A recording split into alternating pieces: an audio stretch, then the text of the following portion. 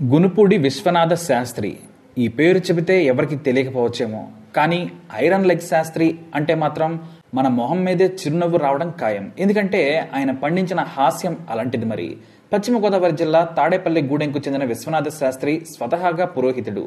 అయితే ఆయన ఇండస్ట్రీకి రావడానికి పెద్ద కథే ఉంది. ఒక పెళ్లికి ఆనాటి స్టార్ డైరెక్టర్ ఈవీవి సత్యనారాయణ హాజరయ్యారు. ఆ పెళ్లికి పురోహితుడు విశ్వనాథ శాస్త్రి. అక్కడ ఆయన వేసిన కామెడీ పంచులకు ఈవీవి తెగ నవ్వుకున్నారట. మీ కామెడీ టైమింగ్ అద్భుతం, చాలా బాగుంది, చాలా నచ్చింది కూడా. సినిమాలో నటిస్తారా అని అడిగాడట. వెంటనే ఆయన కూడా ఛాన్స్ ఇస్తే ఎందుకు నటించను అనేసాడట గునుపూడి విశ్వనాథ శాస్త్రి. ఇంకేముంది, ఈవీవి అంతటి స్టార్ డైరెక్టరే ఫోన్ నంబర్ ఇచ్చి మరీ హైదరాబాద్ వచ్చేసేమన్నారు.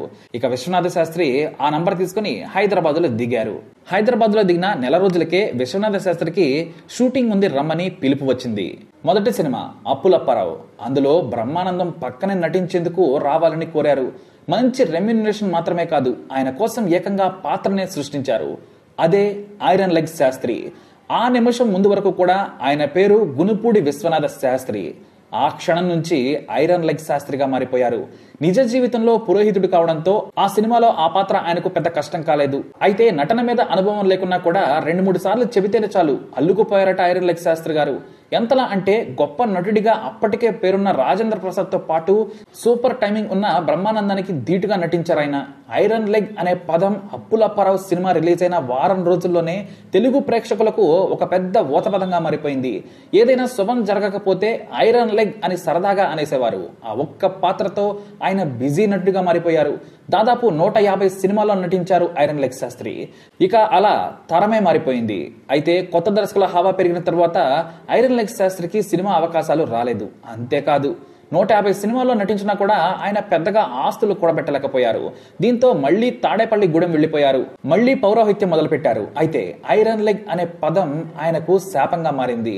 ఆయనతో శుభకార్యం చేయించుకుంటే మంచి జరగదని పిలిచేవారు కాదు. చివరకు ఆయన సినిమాల్లో సెలబ్రిటీ అయినా కూడా ఫంక్షన్స్ కు ఐరన్ లెగ్ శాస్త్రిని పిలిచేవారు కాదు. కేవలం వెండి తెర మీద నవ్వులు పూయించేందుకు చేసిన పాత్రలు ఆయన నిజ జీవితంలో కూడా వెంటాడాయి. దీంతో ఇటు పౌరోహిత్యం దొరక్క, సంపాదన లేక కుంగిపోయారు. పైగా బరువు ఎక్కువగా ఉండడంతో అనారోగ్య సమస్యలు తలెత్తాయి.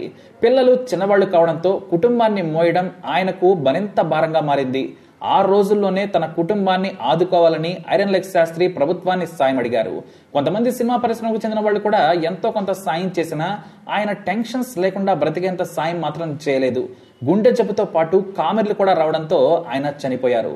సినిమాల్లో నటించి గొప్పగా బ్రతికిన తన భర్త అనాథ శవంలా రిక్షాలో ఐరన్ లెగ్ శాస్త్రిని చూసి కుప్పకూలిపోయారు. అవును, తన కొడుకు భార్య ట్రైన్ దిగి హాస్పిటల్కి వెళ్తున్నప్పుడు ఎదురుగా రిక్షాలో ఐరన్ లెగ్ శాస్త్రి పార్థివ దేహం ఉందట.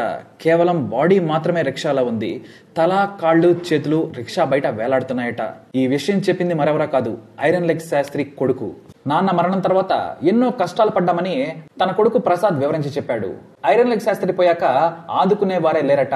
ఐరన్ లెగ్ శాస్త్రి సోదరి అతని కొడుకును చేరదీసింది. ఎడ్యుకేషన్ కోసం చాలా ఖర్చు చేశారు. అయితే సినిమా ఇండస్ట్రీ నుంచి కొంతమంది సాయం చేశారు. ఇక అందులో ముఖ్యంగా కాదంబరి కిరణ్ కూడా ఉన్నారట. ఆయన కారణంగానే సీఏ చదివానని, అలాగే సంపూర్ణేష్ బాబు కూడా ఎంతో సాయం చేశారని ఆయన కొడుకు చెప్పుకొచ్చారు. తన తండ్రిని గుర్తు చేసుకుంటూ ప్రసాద్ ఇప్పుడు కూడా కన్నీటి పర్యంతం అవుతూ ఉంటారు. అయితే తండ్రిలాగా అతను కూడా సినిమాలో నటించాలని ఆశ. అది కూడా వాళ్ళ నాన్నకి ఎంతో గుర్తింపు తెచ్చిన లెగసీ పాత్రలోనే కంటిన్యూ చేయాలని ఆశపడుతున్నారు. ఆ మేరకు ట్రయల్స్ కూడా వేస్తూ ఉన్నారు. మరి ఐరన్ లెగ్ శాస్త్రిలా తన జీవితం కాకుండా మంచి ఫ్యూచర్ ఉంటుందని ఆశిద్దాం. అలాగే తన నటనతో, కామెడీతో ఎప్పటికీ ప్రేక్షకులకు గుర్తుండిపోయిన ఐరన్ లెగ్ శాస్త్రిని తప్పకుండా తలుచుకుందాం. అలాగే ఆ పేరు కూడా పక్కన పెట్టి ఒక్కసారి గునుపూడి విశ్వనాథ శాస్త్రి అని తలుచుకుందాం. మరి గునుపూడి విశ్వనాథ శాస్త్రిపై మీ అభిప్రాయాన్ని కామెంట్ ద్వారా వ్యక్తం చేయండి. మరి ఈ వీడియోని లైక్ చేయండి, షేర్ చేయండి, మా ఛానల్ని సబ్స్క్రైబ్ చేసుకోండి.